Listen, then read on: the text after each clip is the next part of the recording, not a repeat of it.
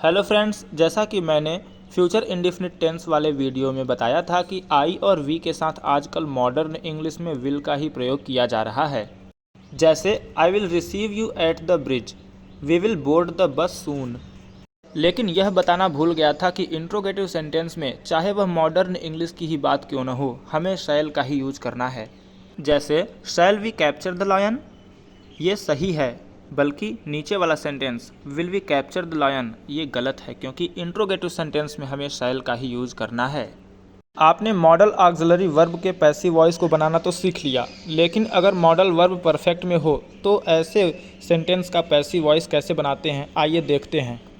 यदि modal verb के just बाद हैव आए तो हम मॉडल वर्ब को परफेक्ट मॉडल वर्ब कहते हैं। जैसे must have, should have, could have, ought to have, might have, would have, etc। आइए परफेक्ट मॉडल वर्ब के सेंटेंस का पैसिव वॉइस बनाते हैं। They must have completed the project. ऐसे सेंटेंस का पैसिव वॉइस बनाते समय हमें परफेक्ट मॉडल वर्ब के तुरंत बाद बीन का प्रयोग करना है। बाकी और कॉमन रूल्स तो होंगे ही, जैसे सब्जेक्ट को ऑब्जेक्ट बनाना, ऑब्जेक्ट को सब्जेक्ट बनाना, बाई लगाना, ये सब। दूसरा example, she could have solved the problem. इस सेंटेंस में could have perfect modal verb है, जिसके बाद हम बीन का प्रयोग कर देंगे पैसिव वॉइस में। आइए अब सीखते हैं, जब इंट्रोगेटिव सेंटेंस आए तो हम पैसिव वॉइस में उसे कैसे कन्वर्ट करते हैं। सबसे पहले हेल्पिंग वर्ब आता है तो हम हेल्पिंग वर्ब को ही पैसिव वॉइस में भी लिखते हैं। बस इस बात का ध्यान रखना होता है कि सब्जेक्ट सिंगुलर या प्लूरल है, उसके अनुसार ही हमें हेल्पिंग वर्ब लगाना होता है। क्योंकि active voice present perfect tense में था, इसलिए पैसिव वॉइस में प्रेजेंट परफेक्ट कंटिन्यूअस टेंस का हेल्पिंग वर्ब लगाना है। फिर वर्ब का थर्ड फॉर्म और बाय यू। किसी भी इंट्रोगेटिव सेंटेंस का पैसिव वॉइस बनाते समय हम एक्टिव वॉइस के स्ट्रक्चर के हिसाब से ही बनाते हैं। अगर स्ट्रक्चर में सबसे पहले क्वेश्चन वर्ड है तो हम पैसिव वॉइस में भी उसे लिख देते हैं, और उसके बाद हेल्पिंग वर्ब है तो हम पैसिव वॉइस में भी हेल्पिंग वर्ब लिखते हैं। बस इस बात का ध्यान रखना होगा कि नया सब्जेक्ट जो पैसिव वॉइस में आया है उसके अनुसार ही हम हेल्पिंग वर्ब लगाएंगे।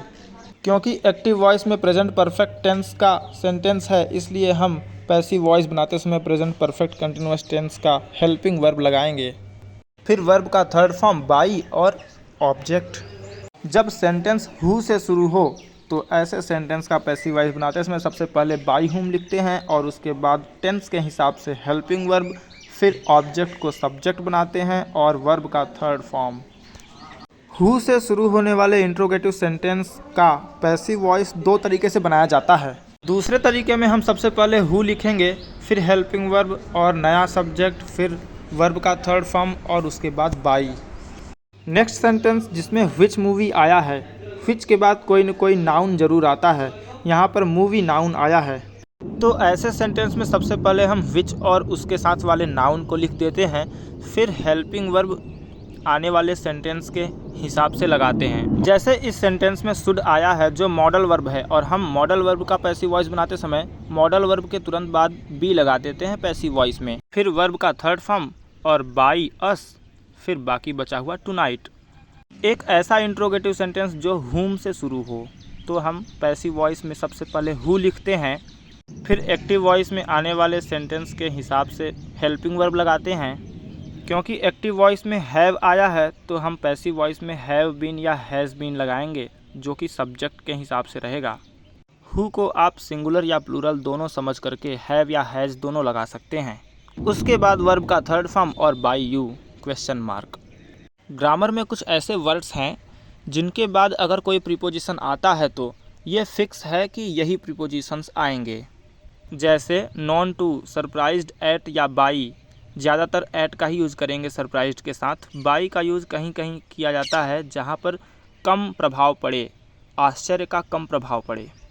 Amazed at, astonished at, startled at, vexed at, annoyed with somebody, annoyed at something, contained in, interested in, embodied in, engulfed in, crammed with, decorated with, filled with, ornamented with, thronged with, disappointed with, satisfied with, tired of, obliged to, etc।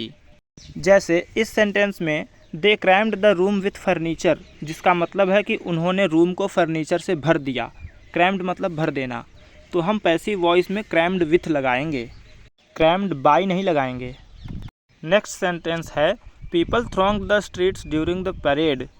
लोगों ने गलियों को parade के दौरान भर दिया। Thronged मतलब भीड़ जमा कर दी, तो पैसिव वॉइस में थ्रॉन्ग्ड के बाद विथ लगाएंगे। इसी तरह नेक्स्ट सेंटेंस है ही वैक्सेस हर लिटिल सिस्टर, मतलब वह अपनी छोटी बहन को तंग करता है, तो पैसिव वॉइस में हम वैक्स्ड एट लगाएंगे। पैसिव वॉइस के बाकी नियम तो आपको फॉलो करना ही है। यदि वीडियो पसंद आया हो तो लाइक ज़रूर करें। इंग्लिश को रोचक तरीके से सीखने के लिए हमारे साथ जुड़े रहें। जय हिंद।